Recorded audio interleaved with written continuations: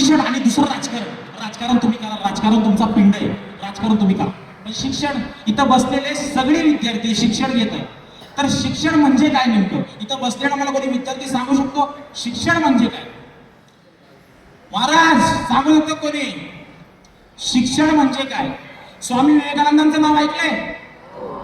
स्वामी विवेकानंदांनी शिक्षणाची व्याख्या केली आहे. त्याची व्याख्या अशी केली आहे, education is the manifestation of divinity which is already in man. The development is called education. माणसाच्या उपजताच्या गुणाला ओळखून त्याचा विकास करणे म्हणजे शिक्षण होय. काय सांगितलंय? जे माणसाला जन्माच्या वेळेस गुण आहेत त्याचा विकास करणे म्हणजे शिक्षण. आता माझा एक मित्रच म्हणते 190 नंबरचा त्याने येऊन पोवाडा म्हणला, म्हणजे राजा शिवछत्रपतींचा.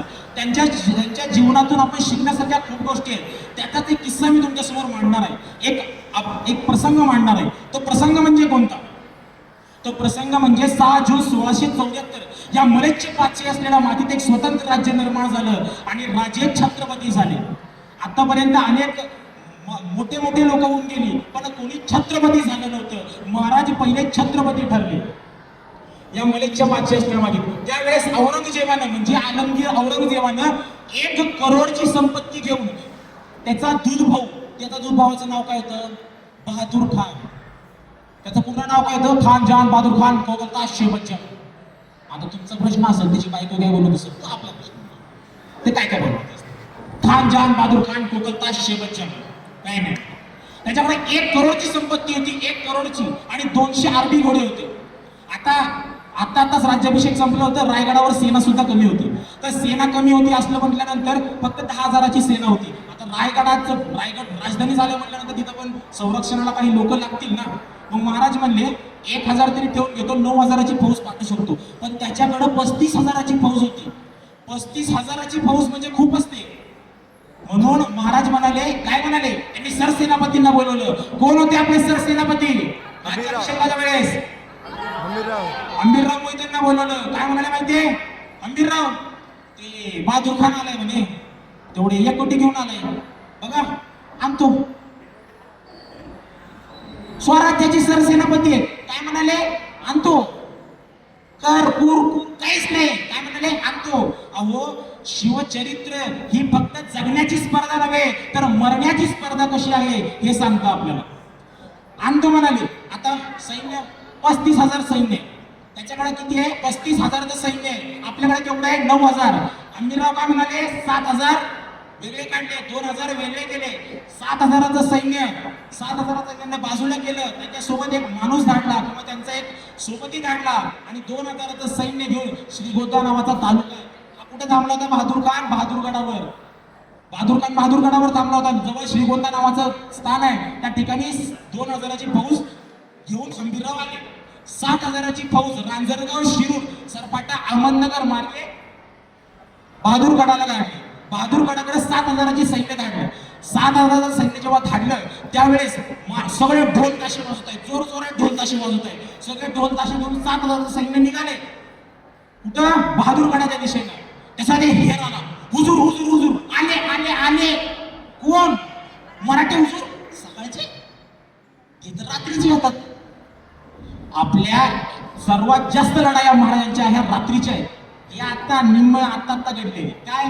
नवरा घराबाहेर पडतो, 5-6 पावलं जातो, 5-6 पावलं झाले की परत येऊन घरी येतो. बायको विचारते काय झालं? तो म्हणतो ते नाही ते मांजराड वगैरे. आता मला राहून प्रश्न पडतो, त्या मांजरीला काय प्रश्न पडला असेल? विठ्ठल विठ्ठल विठ्ठल विठ्ठल विठ्ठल विठ्ठल विठ्ठल विठ्ठल विठ्ठल विठ्ठल विठ्ठल विठ्ठल.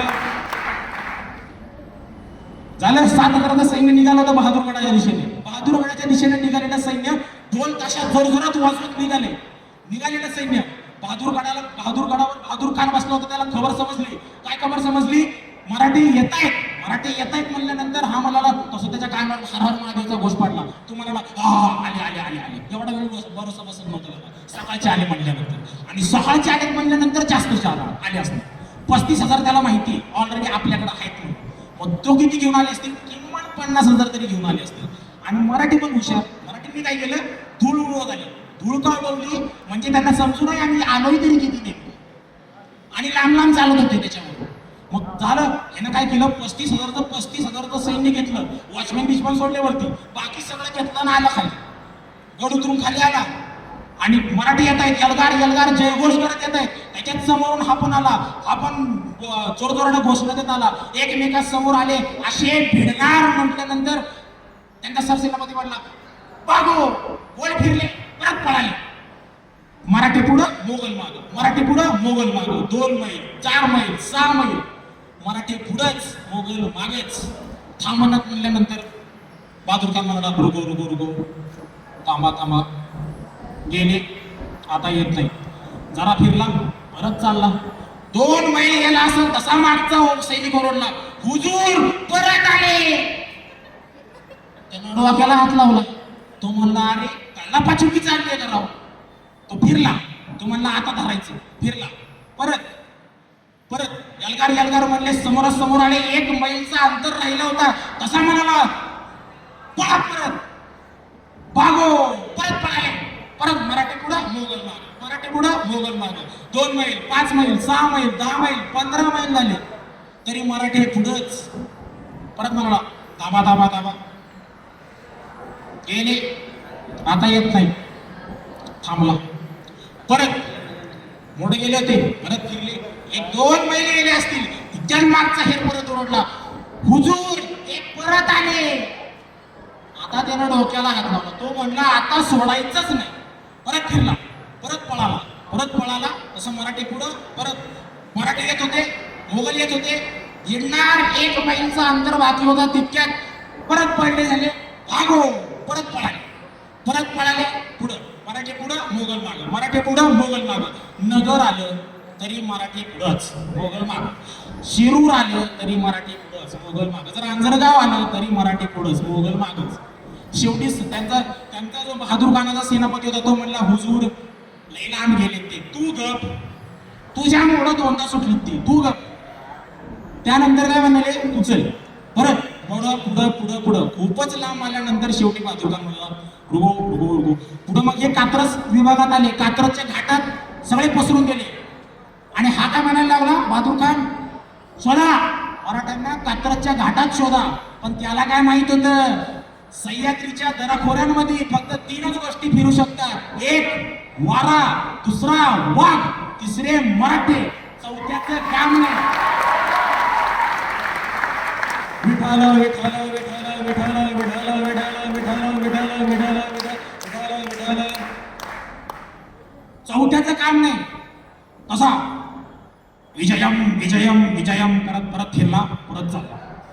तितक्यात हे 2000चे घेऊन बसले होते ना श्रीगोंद्यात, हंबीररावांनी ते 2000 घेतले. बहादूरगड गाठला, तिथले वॉचमॅन बिचमॅन होते, घाबरून सुजविले. त्यांना काय 2-3 सुजविले. 1 कोटीचा खजिना घेतला, 200 आरती घोडे घेतले, बहादूरगड चालला आणि तिथून निघाले आणि सरळ बहादूर रायगडाच्या दिशेने. आता हे 7000 हे पण कात्रजच्या घाटात पसरले होते, ते पण आले रायगडाच्या दिशेने निघाले. बहादूर खान थकला हारला येत होता बहादूरगडाच्या दिशेने, तसा त्याला नुसता धूरच दिसला. तसा एक सुजलेला वॉचमॅन त्याच्या समोर आला. तो म्हणला हुजूर हुजूर, सगळे घेऊन गेले, सगळे घेऊन गेले. कोण? मराठी हुजूर.